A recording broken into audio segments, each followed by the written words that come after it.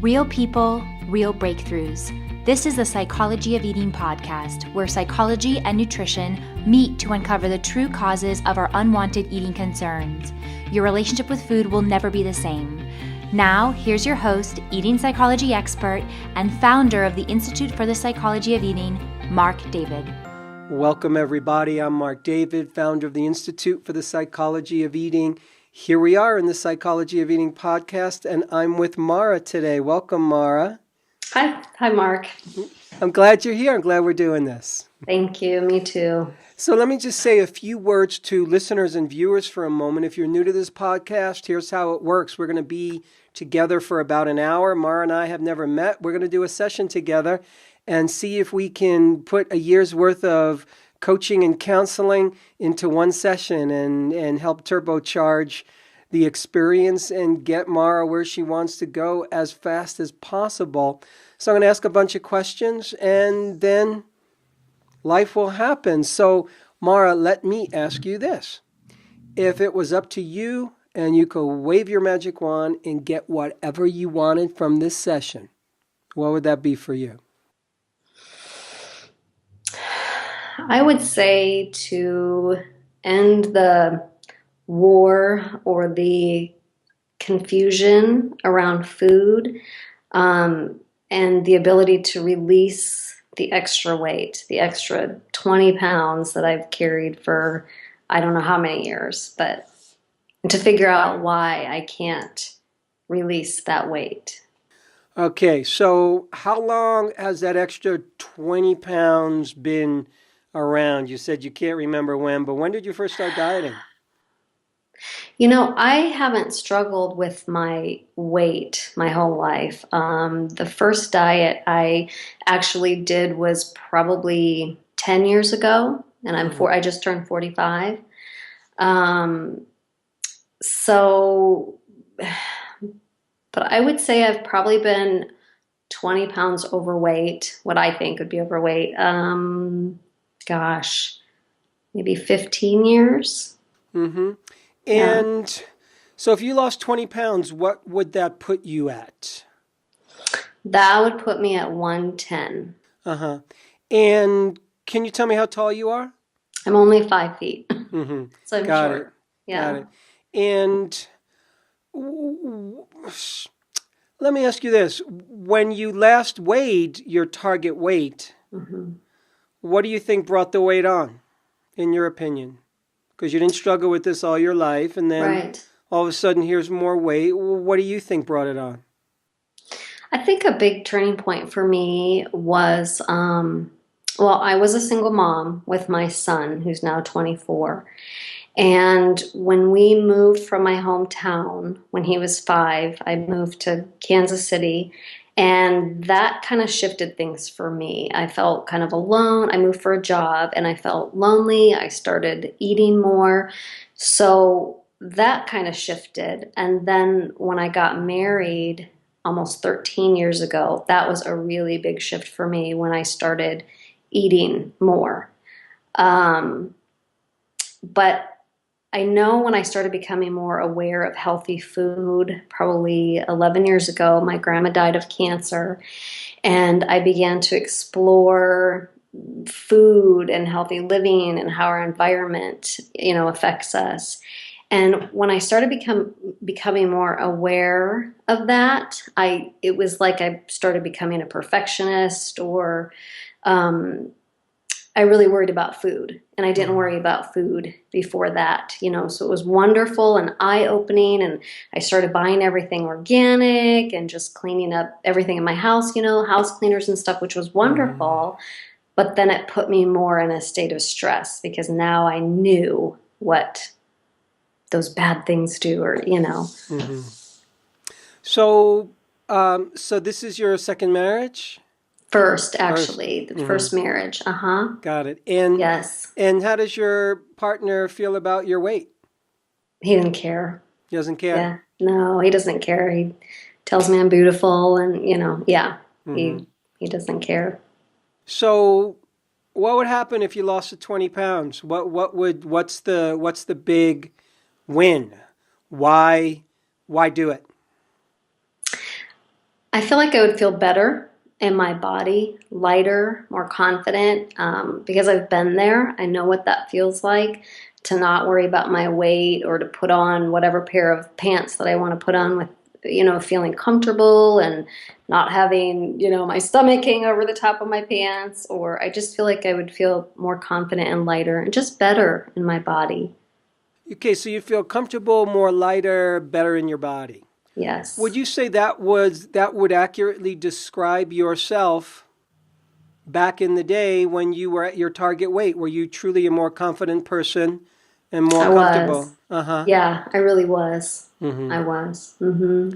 So fascinating. So this weight has really changed your perception of yourself. I think so. Yeah, I think so. Hmm. So when you look in the mirror right now, what do you say? What do you say to yourself? Like what might be going through your mind when you look at yourself?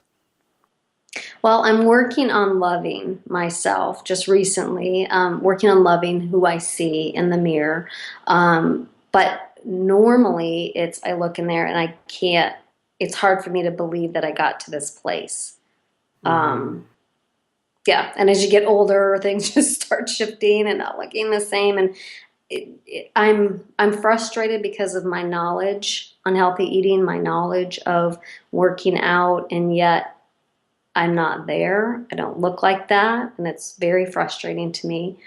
Um, so I'm not happy with what I see Hmm. in the mirror. Yeah. So in the last 11, 12, 13, 14, 15 years, has there been any point where you lost the weight and then it just came back on? Let's see, probably about 6 years ago, I really started getting in a rhythm of going to the gym and going walking, and really trying out, maybe 7 years ago, trying out different, like I was really high into raw foods, vegan, I tried it all. Hmm. But yet I never could get below 127, no matter what I did. And I didn't see this big shift in my body like I thought, ooh, I'm going to look really good and all this working out, and I didn't. And I think that's a huge frustration for me, is that it doesn't seem, no matter how healthy I eat, it just doesn't. It's disheartening because it doesn't give me the results that I would like. Hmm. But I did feel good. I felt pretty good in my body 6 or 7 years ago. And but again, I was still trying to lose weight. I was still trying to get below that 127. And it was Hmm. really hard for me. And the only time I've gotten below 127 was, I remember I was 125 before, but that's because I did a cleanse, So Hmm. it's like the only way I can lose weight is to be on a strict diet or cleanse. And I'm just really burnt out on that. I've done many before, and I Hmm. just can't bring myself to do that again. Got it. Have you had any kind of professional help, dietitian, nutritionist? Yeah, I actually, I'm a graduate of the Institute of Integrative Nutrition. I haven't had any help per se, one-on-one counseling about it, but I'm a coach, a certified coach, and I don't practice it. I don't have any clients.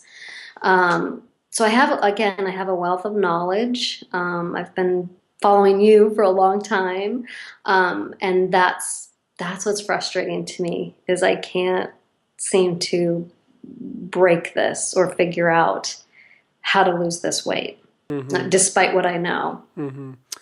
What do you eat these days for breakfast? Like what might be a typical breakfast? A lot of times I don't eat breakfast. I don't get hungry till 10, between 10 and 12. I do have coffee. It's 3/4 decaf. I'm very sensitive to things, so I'm very sensitive to caffeine, but it's 3/4 decaf, 1/4, regular caffeine. It's organic. I normally put milk in it, but I've Don't started. give me that level of detail. I just Okay, want big picture. What does breakfast look like? okay. Um, so I normally don't eat breakfast, Hmm. and I'll eat anywhere between 10 and 12. and I'll have like a large salad, chicken salad. I do a lot of chicken or rice and chicken for whatever reason. I do a lot of rice and chicken. And then I don't snack during the day. And then for dinner, we eat a lot of like a protein, again, a lot of chicken or turkey, sweet potatoes, and always a green vegetable, always, or brown rice and a green vegetable. So, I feel like I eat healthy, but I can't eat much. I feel like in order to lose any kind of weight, I really have to eat very little. Do you eat after dinner or drink after dinner? No, I drink wine at night. I have 2 glasses of wine like every night, and that's kind of my treat. Mm-hmm. And what time do you usually go to bed? 10. You should go to bed 10, 10:30. And you wake up by? By 6. I'm up usually about 6 o'clock every day. Got it. And do you find yourself hungry during the day between your first meal and your dinner meal? No, I'm really not. So dinner happens at what time again? About 6-ish? Usually about 6:30. Uh-huh. And that first meal that we're calling lunch, it sounds like it happens between 10 and 12. Yes, anywhere between then, yeah. So you can technically eat at 10 o'clock and then not eat again until 6. No, if I eat something at 10, I probably eat something else again at 1. Got it. And what might that be? Usually like leftovers, or again, I'm trying to think. I'll have just a little bit of protein and maybe like an apple with it, something like that. Mm-hmm. So have you ever thought to yourself, what happens if I never lose the weight? What would happen if you knew right now that you were going to stay at this exact number from now until forevermore? What would you do? I have thought of that, and I don't like that thought. Mm-hmm. Yeah. I would not want to be this weight for the rest of my life. Mm-hmm. Got it. Because I've been thinner, and I know what that feels like, and it feels better. Mm-hmm. Mm-hmm. Understood. So exercise-wise these days, what are you doing? I'm not very consistent with exercise. I'll be strong, do it for 2-3 weeks, and then don't do it again for another month. I really like I've been doing the rebounder, or the rebound, I think it's called, and then I'll do some like 10-15 minutes of the rebound and like 10 minutes of strength training. So I'll do some push-ups and squats and things like that. But I've never done hardcore, hour-long class at the gym, or I've never done super hardcore workout. I feel like I get winded very easily. I get tired very easily. So my, 15 minutes on the rebounder and the 10 minutes of strength training is about my pace, or yoga. I love yoga, or walking, say for 30 minutes outside. Mm-hmm. Are you under a physician's care, just like a regular GP or doctor? No. Have you had your thyroid tested? Yes. And how was that? It was fine. It was great. Yeah. Mm-hmm. So it sounds like you have enough energy. It doesn't sound like you're lacking in energy. Is that true? I find that I'm very, very tired in the morning. I was having adrenal issues last year. I've taken supplements and done some things, got off of a lot of sugar, and so that's helped tremendously. I do have a hard time getting up in the morning, though. If I could sleep every morning till like 8, that would be wonderful. That's kind of my sweet spot. I wake up at 8. I feel refreshed on the weekends, but I can't do that. I get up and I have to take my daughter to school and get her ready, and so I do find that I'm tired in the morning, but once I'm up, I get going. How's your digestion? It's not very good. I have a hard time digesting like raw nuts, things like that. I find that I'll get a stomach ache. So I know it's not horrible, but I do have some issues with it. Got it. Would you consider yourself fast eater, moderate eater, slow eater? Definitely fast. Mm-hmm. Definitely fast. Okay. How old is your daughter? She is 11. And she's 11. How's her relationship with her body? She has a good relationship with her body. She eats really healthy. I know I draw too much attention, though. to food. And in school, I don't allow her to have a lot of things. If they pass out candy or something like that, she knows that she can't get it. And I feel like I'm drawing too much attention, though. If a commercial comes on, I'll make a comment like, oh, I'm glad we don't eat that. Or, I draw too much attention to what we eat. I think out of fear of her eating the wrong things or feeling bad in her body, but she has a good sense of her body. She isn't trying to diet or anything like that. Mm-hmm. Does she notice you trying to do that? Yes. Mm-hmm. What does she say? I think she just thinks mom's real into health. Mom's a health nut, I think. Now, she has mentioned before that if I say something like, oh, these pants are too tight, or I don't like how I look, she'll say, Mom, you look beautiful, and I think, she's got a better grasp on this than I do. So she is noticing that I notice my weight, which I don't like. Mm-hmm. And you don't like it because? I don't want to give her a bad message. I don't want her to be wrapped up in her weight and her body image. I don't want her to struggle when she gets older, like I am. Mm-hmm. Interesting. So, and you mentioned your son is how old? He's 24. He's married, and he has a two-year-old boy. All right, congratulations. I'm a grandma. Yay. So, tell me once more, just so I can get this straight. So, when you hit your target weight, the goal for that is you just know you're going to feel better about yourself, you're going to feel lighter. Is there anything else that happens when you hit your target weight? I know that this just came to my head. When I'm around my girlfriends, all of them are very much in shape. They're very thin. They're very active. I'm probably the heaviest out of all of my friends. And, the thought, I just thought about, when I'm around my girlfriends, a lot of times I feel out of place, or they know that I'm really into nutrition and I eat healthier than any of my friends, but yet I'm the one that struggles with my weight or whatever issues, like my knee hurts one day, or just I don't have the energy like they do, which is embarrassing to me. Because again, I'm the one that's supposed to know all about the nutrition. I'm the coach, and so I feel like I won't feel that. Again, I will feel confident, more in who I am, I guess, when I'm not overweight. Mm-hmm. Got it. So I think I have enough information right now for me to give you some thoughts and some feedback about my opinions on where I think you need to go and what I think you need to do to potentially get where you want to go. So I'd love to share those thoughts with you. And my first thought is that we don't know. And when I say we, I mean the collective we. We truly don't know how much anyone should weigh. And when you tell me I need to lose this 20 pounds, I think, okay. People always have a target weight that they want to hit, or many people have a target weight, or some people have a target weight. But what I find is that we can get very religious about that target weight.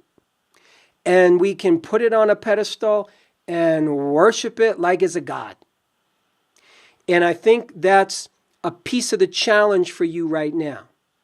A piece of the challenge for you is the level of importance that you're giving this relative to how important it might really be. And I'm going to explain that in a minute, because the level of importance you're giving it to me holds you back from having the best chance of actually losing it. So right now, to me, the way you have the whole thing framed makes it harder for you to get what you want. And to my mind, until you change that frame, you will likely continue to have the same challenges, because as far as I can tell from what you've just told me, You've hit a wall, and you've been at that wall a while, and nothing quite moves you past that wall. You said to me, okay, I hit 127 and I couldn't change that. So when I hear that, I go, huh. What you say when you hit that wall is, what's wrong with me? How come I'm not doing this right? Well, why? I know all this information. I have all this stuff and I can't do this. And you start making it about you, and you start making it about information, and you start making it very personal. And you start making it about, what does this mean about me? And what does this mean about me hanging around my girlfriends? And they're going to look at me and they're going to say this and they're going to say that. But if I lose the weight, then I can show up and say, see, I got this great diet and I feel good and I have the body that I want. And whoa, that's a hell of a lot of pressure, Mara, that you have on this number on the scale. And that pressure causes stress.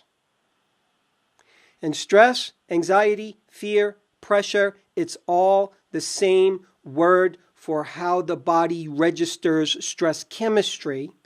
And we put ourselves in a different state, in a different physiologic state, when that's the biological milieu that we create. That's what I believe.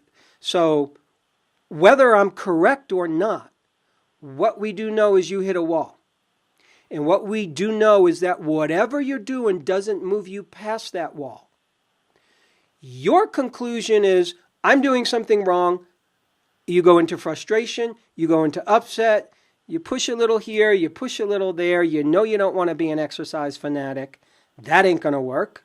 It's not natural for you and for most people. You know you don't want to be this intense dieter who eats one peanut every day. That's not going to work. You're smart enough to get that. Where I think you need to shift is to start deepening into the journey here. Because you're not a 20-year-old girl trying to lose a bunch of weight.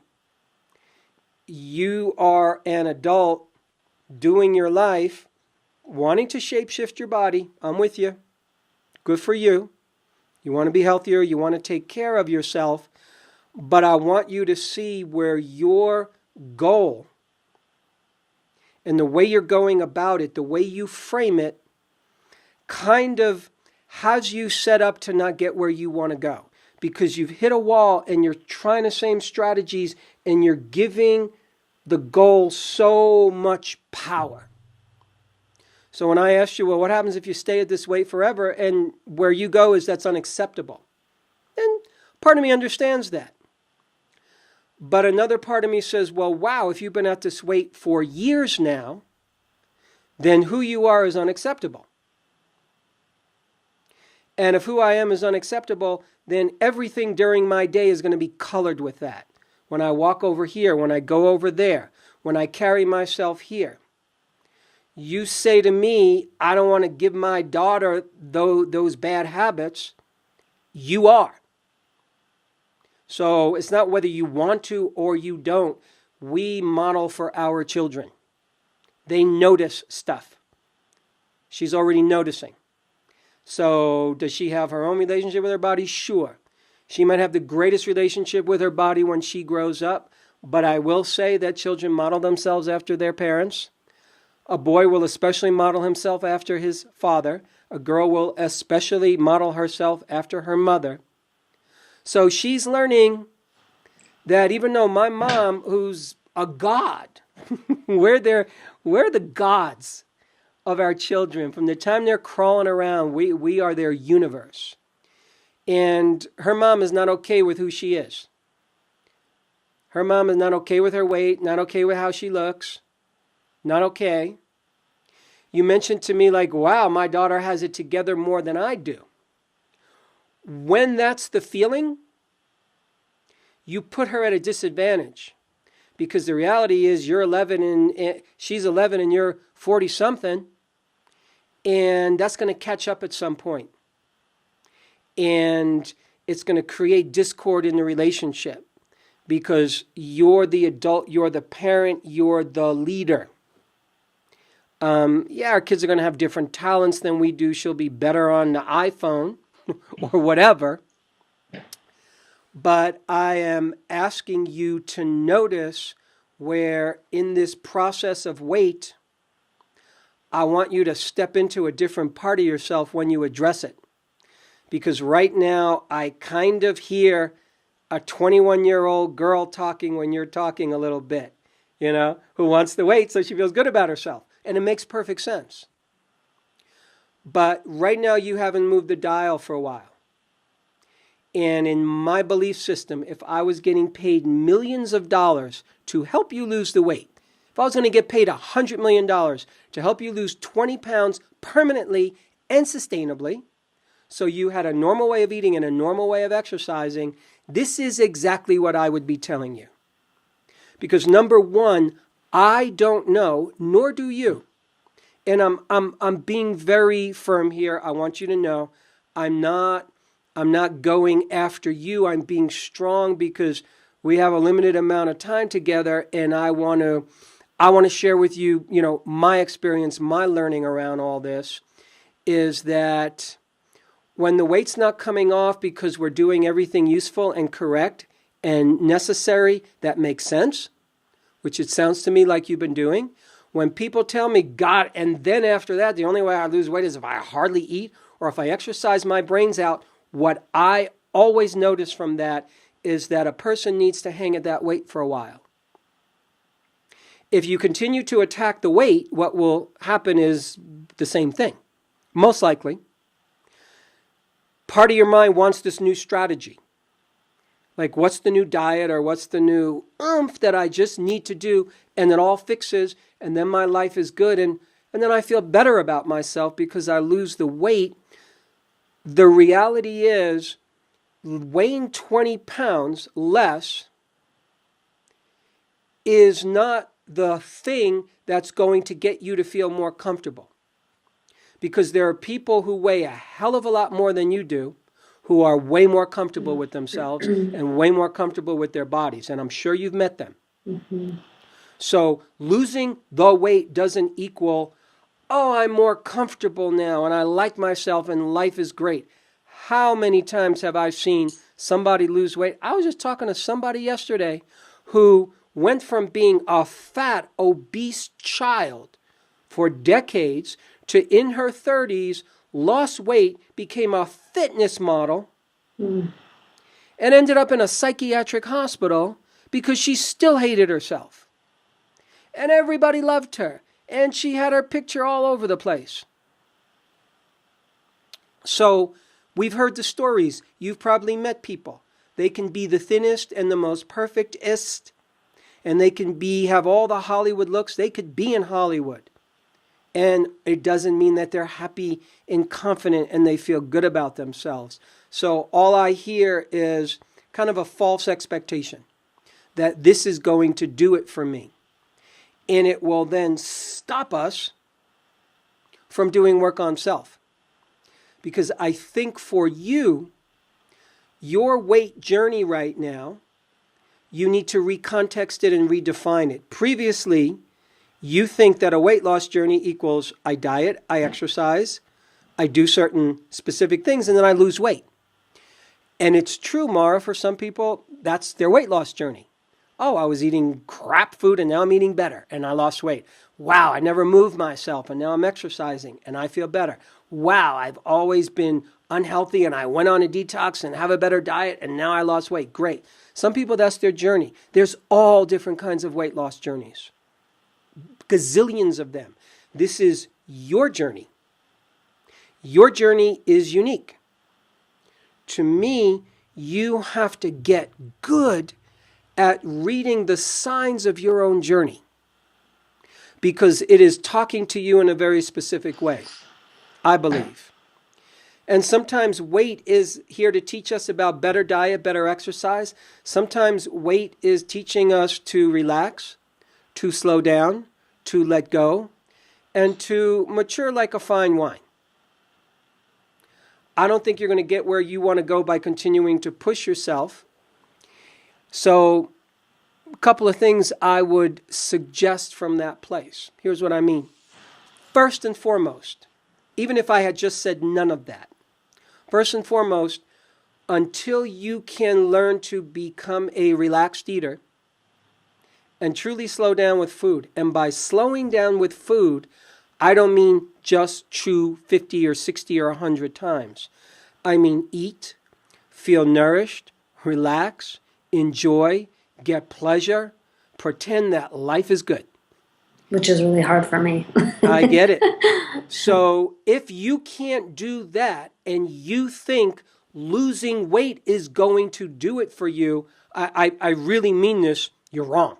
It's not going to do it for you. I'm just telling you, as your friend over here who's done this with so many people, who's watched this so many times, and we do this not just, and this is not just you, this is so many people. We do this with weight, we do this with money. When I find the perfect partner, when I find the perfect job, then everything's going to be better. And it's a goal that never works. So what I'm saying to you is, losing 20 pounds is not going to give you this wonderful life that you think it will. And indeed, what it's doing is it's putting your life on pause. It's putting you within a narrow bandwidth of, well, I don't really love myself and I'm not the real me and I can't really show up, and you're kind of on the defensive. When you're in the world right now, your posture will have to be a subtle and silent defensiveness. Because in yourself, you feel defensive because, wait a second, I'm doing all these things right and nothing's happening. And whoops, all these people are watching me and they know I'm into health and I know that. So there's a part of you that actually has to go, somehow I'm wrong, this is not working, but I'm going to figure this out, but I'm not figuring it out. Yeah. And why postpone living? Why postpone your real life? Why model that for your daughter? You got to empower yourself here. You really do. Life is short. You know, we don't know how long we're going to be here. There are people who weigh a certain amount their entire lives. Not so many. There are people who weigh one thing and then they gain a little bit more weight. There are people who weigh one thing and they gain a lot more weight. There are people who weigh one thing and then they lose weight. Who knows? I think you have to stop putting your demand on the universe. I really do. I think you just got to let go for a while and see what happens as an experiment to do something different. Because if you really want to shake things up, and again, this is what I would say if I was going to make millions to help you get where you want to go. You need a shift. And I do not believe, and I mean this, I don't believe your shift is going to come from a nutritional strategy. Are there things I would do different with your diet to help you lose weight? Absolutely. But I don't think it would. I don't think it would make the difference that you want, because what you're putting into the goal, it's unrealistic. It's not natural. It's not in alignment with your personal development, your personal growth. Your personal growth at this stage of your life should be that, okay, if I can't run as fast or jump as high, if I'm not as hot as I used to be, you should still be able to stay in your dignity. You should still be able to step into your adulthood and into your authority. You should still be able to be a queen for your daughter. You should still be able to show her, yeah, you know something? Here's how a woman walks through the world. Yeah, I take care of myself with food. Yeah, I like to eat healthy. And now I love myself and now I enjoy myself. Eating healthy food doesn't mean loving self. Right now you're eating healthy food, but you're doing it because your brain tells you to do that. You know, I know you know it's the right thing. But right now your mind is... Command Central is kind of trying to control everything. Yeah. And I don't eat... Oh, sorry. Go ahead. When you keep saying, you know, you're doing the right thing, you're doing everything perfect, I do, but I don't... If I want to go have a burger, I have a burger. I like burgers, but it's from grass-fed. Or I like pizza. I'll have pizza. So I do tend to eat those types of foods as well. I don't eat... you know, perfectly. And I know one of my downfalls is at night. I definitely overeat. It's at night that that's why I have wine every night. And I do overeat that meal. And that's probably why I'm not hungry in the morning. Mm-hmm. So one of the reasons you're eating a lot at night is because you're hungry during the day and you don't notice it, and you've artificially skewed your appetite. And one of the reasons you're not hungry during the day and you've artificially skewed your appetite is because your fear of the weight and your effort to try to lose weight. So in your effort to try to lose weight, you put your body into an unnatural state. And for your size, for a 5-foot woman, 2 glasses of wine at night is a lot. I have no issue with you drinking wine. Zero. I love it. Okay? However, for you in the big picture is what's going to happen is because you don't love yourself right now, because you're not at the weight that you want, and you believe that losing this weight is going to change everything, then you're doing your best based on your knowledge to do what you think you need to do, which is to eat a limited number of calories during the day, and then by the evening time comes, you're hungry and you're a little frustrated. So the wine helps knock you out. Makes sense that, if you're a sensitive person, which it sounds like you are, and you have a sensitive body, and I love people who have sensitivity like that, because it just simply means I notice things. It means I eat something and it registers. Yeah, so for that sure. sensitivity is good. So what's happening is you're very sensitive, and the alcohol is very much impacting you, but it's part of a big picture. And once again, the big picture is you're creating a lot of tension that you don't even notice. And that tension bottles up here, and you're trying to do this, and it's not working. And I just want to burst that whole balloon. I just want to take that whole show and end it. Because it will never get you where you want to go, and it'll keep you small. And I mean small in your personal development.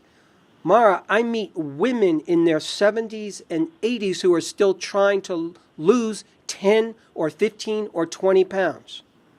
And that's what occupies their life. You do not want to go there. Yeah. And I know that I do live in a state of tension, every day. I'm a perfectionist. There's a lot of things in my life I don't like, I'm not satisfied with.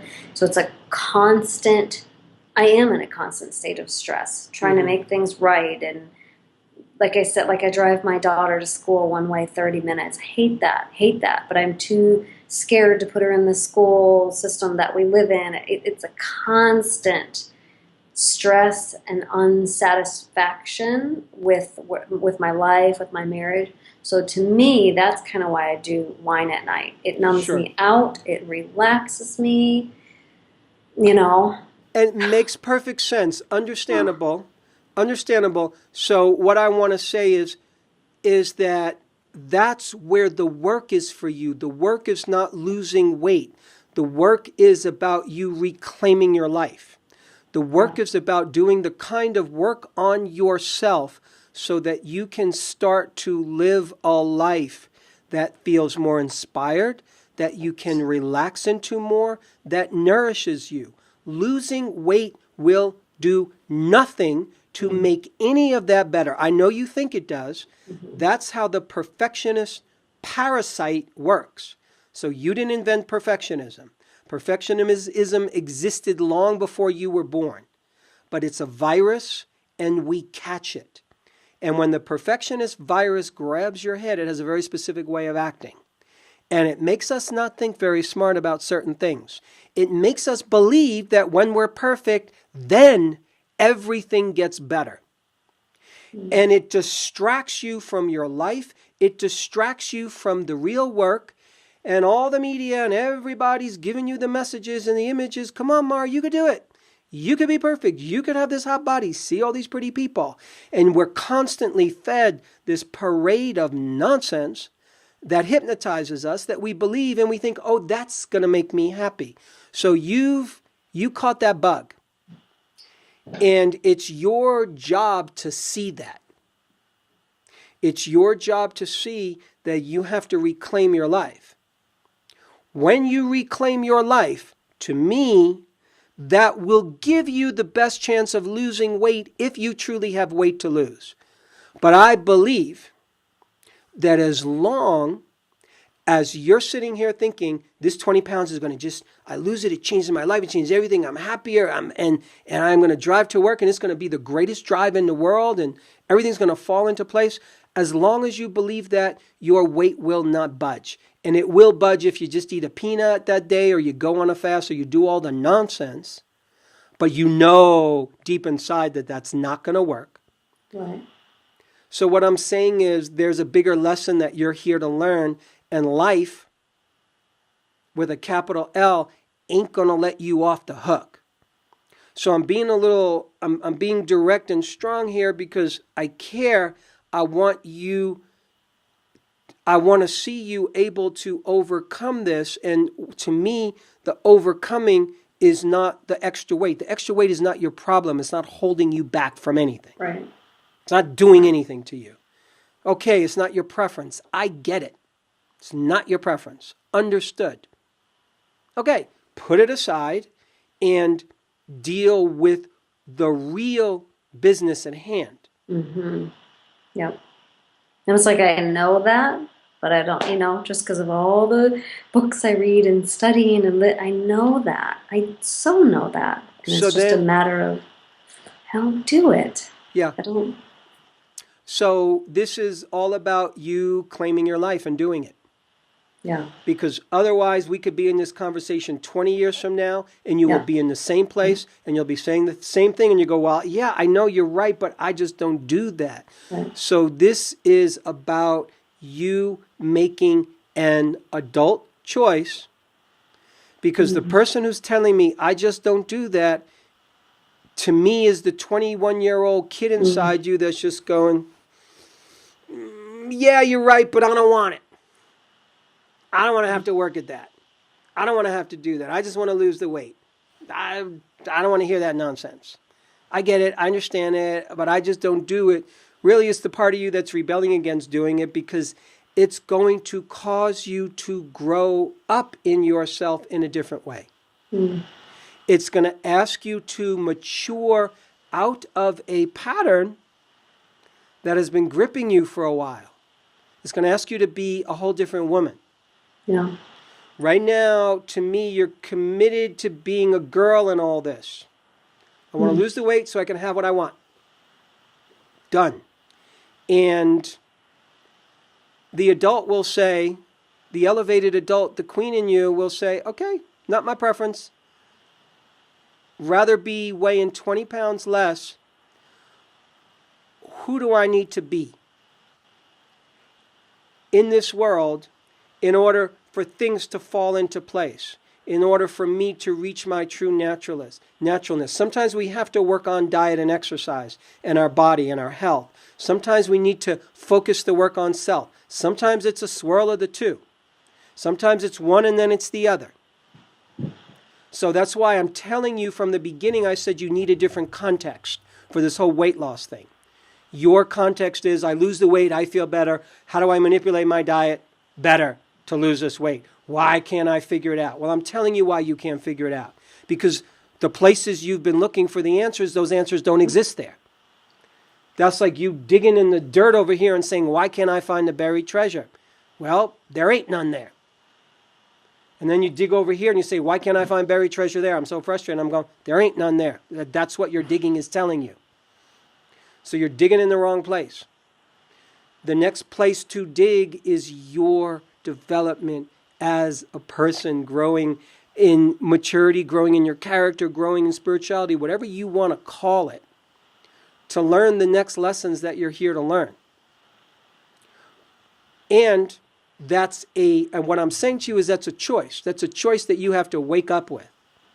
When you tell me, I just don't do that, I get it, I know it, really what you're saying is, I refuse. I think what keeps coming up as I'm listening to you, it more not about the refusal, but about this major, major fear. I walk in a lot of fear. I have since I was a little kid. My childhood was kind of crazy. Alcohol parents, we moved a lot, blah, blah, blah. And so I always lived in a lot of fear because my childhood was chaotic. And so what keeps coming up when you're talking is it's all about fear. I'm not living the life I want to live. I've created this safety. My daughter's in this Christian private school because it's safe there, even though it's an hour commute, round trip. The neighborhood that I am is not where all my friends are in this cool urban area that we used to live in. I moved out because it's safe here. Everything is safe in my world, but yet it's killing me. I've poured all of my energy into raising my kids and giving them the right diet and eating right and making our house beautiful and decorating it. And all my energy has gone into that. And it's slowly like it's killing me. Mm-hmm. Yet in my head, I picture who I want to be. I want to do what you're doing. I want to help people. I want to put myself out there in the world, and I'm scared to death. Mm-hmm. So I stay in my world, in my house, and I can control food. I love to cook. I love to be in my kitchen. I can control that. It's a creative outlet for me. And so again, at night, when I sit down at that table and I look at this beautiful plate of food, and it just makes me feel good. I drink the wine, I eat the food, and so that's what keeps coming up for me is fear. It's not that I don't want to do it. I am scared to death to live this life that I know that I could be. My dream was always, I used to dance when I was younger, and my dream was to grow up in New York and be a dancer. My life looks so far from that, what I'm doing now. My life is just safe.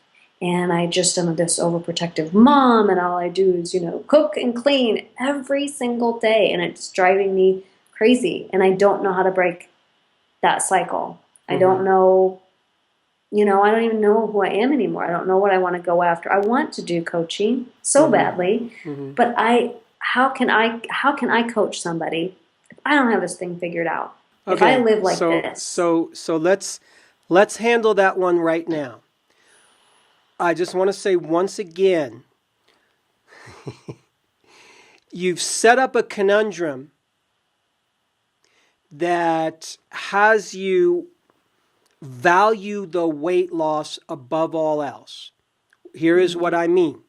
You say to me, wow, my dream is to become a coach and help people and be out there, and you have this vision of yourself, but I can't do it because I don't have the weight. So then the weight becomes even more important, and your health becomes even more important. And it's a false setup. So you know what? Let go of that dream for now. Just let it go. Because really what you're letting go of is the impossible conundrum once again, where you say, oh, then when I do this, not only is this weight, not only is my social standing contingent upon losing this weight, so I feel comfortable around people and they won't talk about me and they'll be okay about me and I'll feel good about myself. So my social standing, how I feel about myself, and then my career is dependent on it. Really? Wow. That's what you're going to do. That's what you are doing right now. And then you can make something else in your mind up. Oh my God, if I don't lose this weight, my daughter's going to be fat. You can continue to make up nonsense. Yeah. Now, it makes sense what you're saying. Oh, it sounds interesting. It sounds correct. But what I am telling you is it's a clever little psychological setup that the mind does. It's the games that we play to once again put this one thing as the thing that's going to do it. So what I would do is I would put that on complete hold. I would let go of that dream and focus on what is right in front of you. Focus on the next step, not all the way into the future, my career, depending on my weight loss. As long as you do that, then that's more stress, and that's more anxiety, and it's more insanity. And then you have an excuse at the end of the day, well, I really couldn't be who I wanted to be because of the weight. Really? I know people who weigh a hell of a lot more than you do, who are very successful health coaches, who are very successful practitioners. People do this at all weight, shapes, and sizes. So I'm sorry, it's just not true. It just literally isn't true. I know some health coaches who are fat. There's a woman who calls herself the fat nutritionist. Yeah. So, there is a movement called health at every size. You could be healthy at any size. You could be unhealthy at every size. There are people who only want to work with people who look more like them. There are people who don't want to be body shamed, and they still want to learn how to eat healthy. And maybe they'll lose weight, maybe they won't, but they don't want to be shamed. and they want to work with someone who's going to have compassion towards them and not be judging the hell out of them when they're sitting there. Huge market. Yeah. So what you're telling me isn't true. That, oh, I need to lose this weight in order to now be successful in my career. It's a bunch of nonsense. I'm telling you. So as long as you keep holding that, you're holding yourself back. And this is your clever mind inventing scenarios to once again stop you from doing the thing that is right in front of you, which is beginning to look at how I change my day-to-day in this moment, how I embrace my life, and how I start to do the things that I need to do to be me. Not to lose weight, but to be me. So you have to ask yourself, who do you want to be? And what do you want to do? So right now you might not have answers to those questions, but I mean really in your relationship, really in your day-to-day, how are you going to reclaim your day-to-day life such that it's a life worth living? Independent of how much you weigh and independent of what the heck you eat, how are you going to reclaim your day-to-day? How are you going to finally live a life where you can relax into your fears and not be run by your fears all day? That's the question. You may not have an immediate answer, but I would love to see you attack that question with half the amount of passion that you've attacked weight loss. You put a hell of a lot of energy into trying to figure out how to lose weight. Yeah. You went to a coaching program, you've studied books, you've tried all different kinds of things. Do the same effort with work on self. Because when you start to become the real Mara, then your body has the best chance to become the real it and its natural weight. So, specifically about food, until you become a slow, relaxed, nourished eater, you cannot shapeshift your body with food. You cannot heal the body with food or shapeshift the body with food until one's biological container is actually doing what it's meant to do when it comes to food, which is to eat in a state of physiologic relaxation, which isn't just about meditating. It's about you learning how to love food, love life, love yourself, and have a moment, and not be fighting food in one part of the day and then completely cutting loose in another part of the day. You have to cut loose, so to speak, at breakfast, at lunch, eat a meal. Ideally speaking, for you, in my guess, to earn my millions of dollars, you need to be eating a regular lunch, a regular breakfast, lunch, and dinner. Breakfast, lunch, dinner.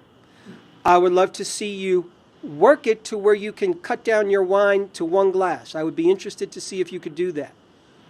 Only because the evening time you totally let go, which I get, but I want to see a little bit more let go happen during the day. And start to train yourself to have those moments throughout your day. Because you have to wait till right before bed, and at that point, you haven't had enough food, you haven't had enough nourishment, and now's the time you're finally relaxed, so you're like, food. Regular breakfast, regular lunch, regular dinner. You have to slow down. You have to relax with food. You have to train your body to not see food as the enemy. Right now, you're seeing it as the enemy. So I'm just giving you the target right now because we don't have enough time to figure this all out and do it in a session. This is a journey and a process, but I'm laying out the map for you as I see it.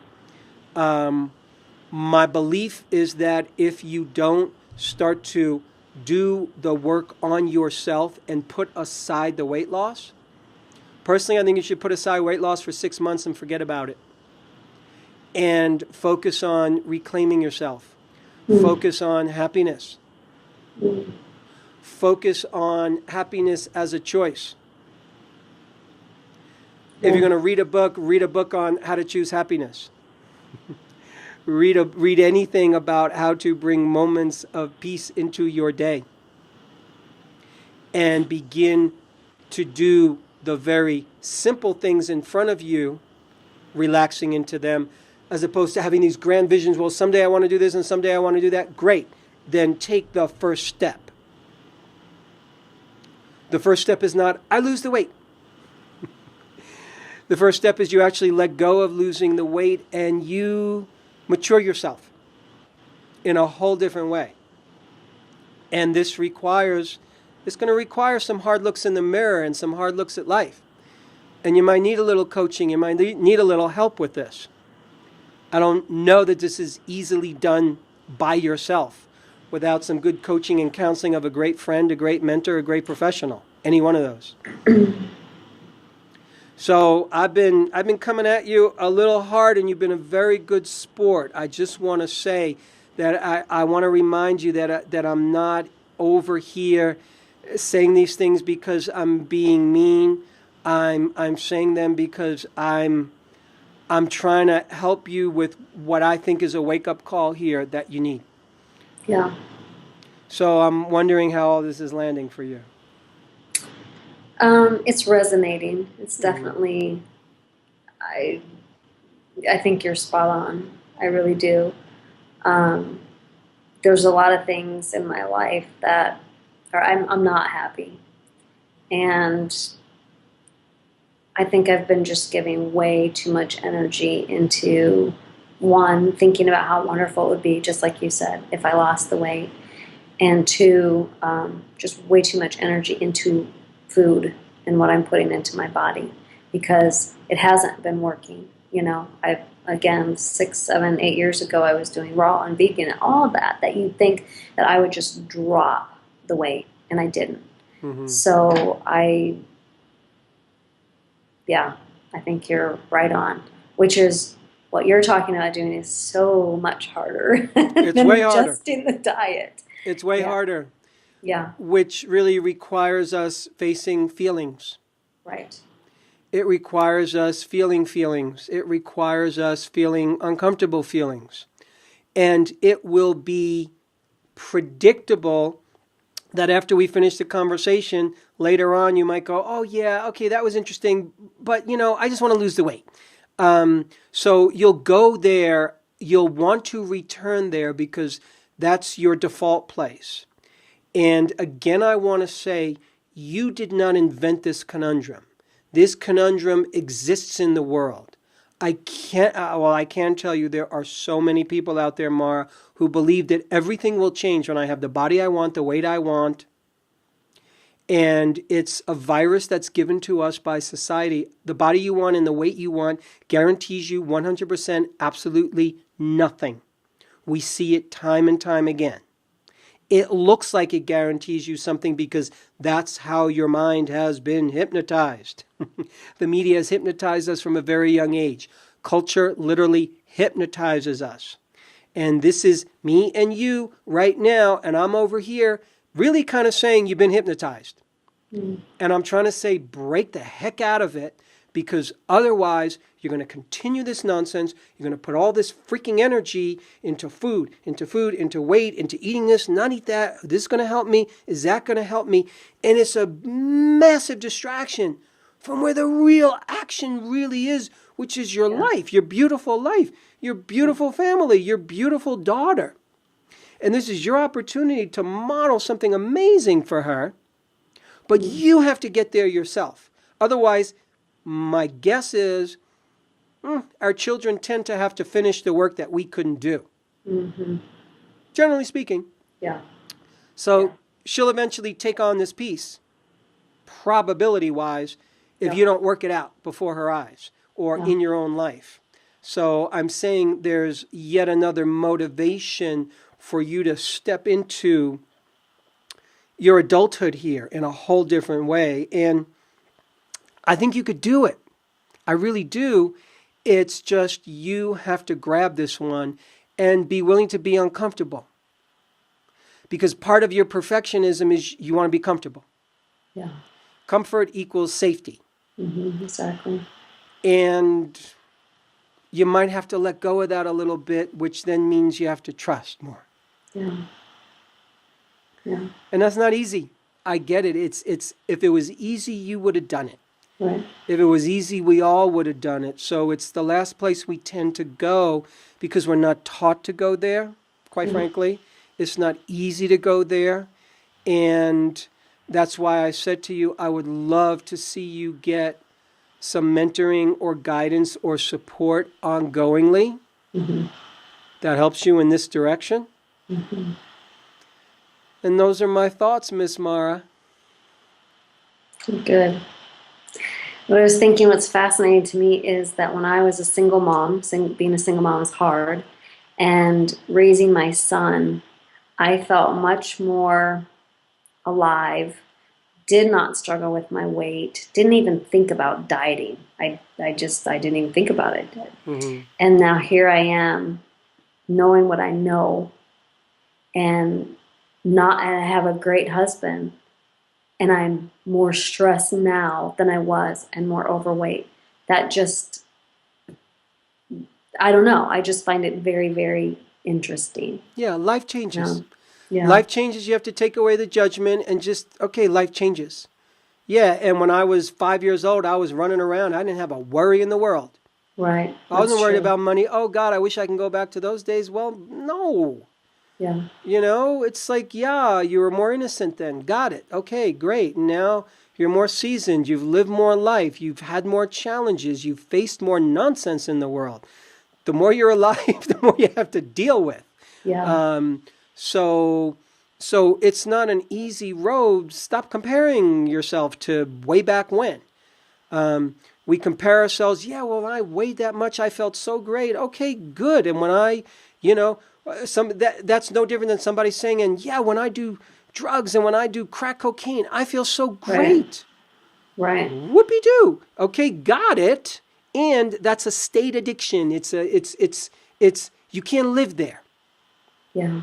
So what I want to say is consider the conversation, consider what we've talked about. Sure. Yes. Really mull it over, and I'd really like you to dig deep. Really like you to dig deep inside yourself and make this a bigger journey. Don't make this a weight loss journey. Make this your life journey. Make this your spiritual journey. Make this your journey to really find yourself, your power like never before. And we're at the end of our time, so I have to wrap us up, Mara. I want to say thank you for being such a great sport and for just being so willing to lay yourself out there and share with us your story and your journey. And I got a lot of hope for you, and you got a lot of work to do. Yes. Thank you so much, Mark. So appreciate it. Mara, thank you. And thank you, everybody, for tuning in. Once again, I'm Mark David on behalf of the Psychology of Eating podcast. As always, lots more to come, my friends. Take care. I hope this was helpful. Thanks for listening to the Psychology of Eating podcast.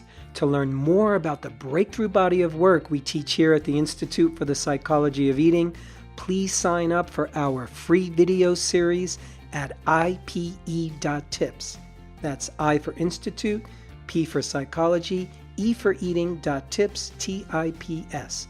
You'll learn about the cutting-edge principles of dynamic eating psychology and mind-body nutrition that have helped millions of people forever transform their relationship with food, body, and health.